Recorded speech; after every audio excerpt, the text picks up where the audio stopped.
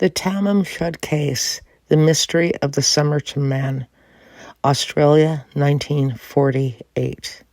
This is a true historical mystery. On the morning of December 1st, 1948, the body of an unidentified man was discovered slumped against seawall on Somerton Beach near Adelaide, South Australia.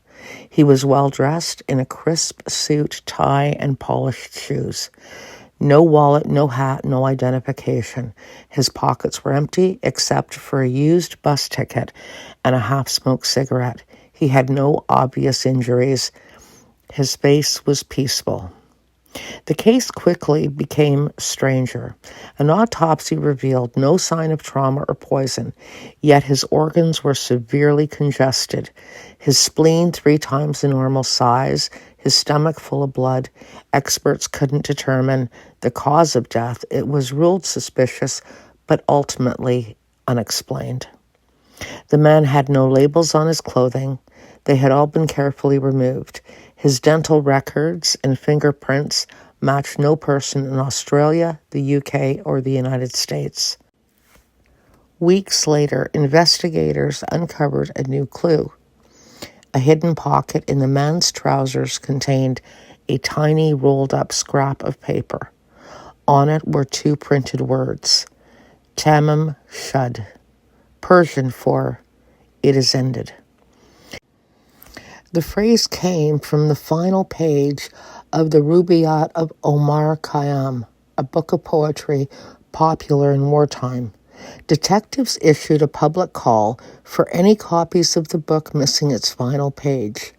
Amazingly, a local man came forward with one he'd found tossed in the back seat of his car, blocks from the beach, the day after the body was found. In that book, police found a handwritten code, a series of 5 mysterious lines of capital letters. They also discovered a phone number linked to Jo Thompson, a local nurse who lived near Somerton Beach. When Jo was shown the dead man's plaster cast bust, she nearly fainted. She denied knowing him, but her reaction raised eyebrows. She also owned a copy of the Rubaiyat gifted to her by a man named Alf Boxall, a name investigators thought might be the Somerton Man's, but Boxall was later found alive and well in Sydney, his copy of the book intact. Jo had a young son at the time. In later years, researchers noted that the boy had a rare genetic ear structure and dental formation. The same anomaly is found in the Somerton Man. Some speculated the man may have been the boy's father and had taken his own life near the home of the woman he once loved. The case grew colder over the decades, but never lost its eerie pull.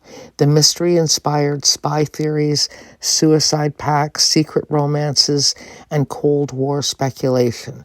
Was he a Russian spy, a jilted lover, an assassin?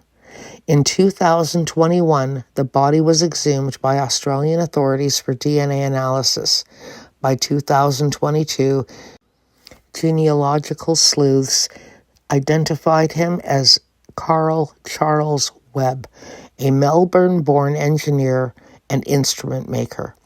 Yet, no death record, no family history, no motive has surfaced to explain how or why he ended up dead on the beach.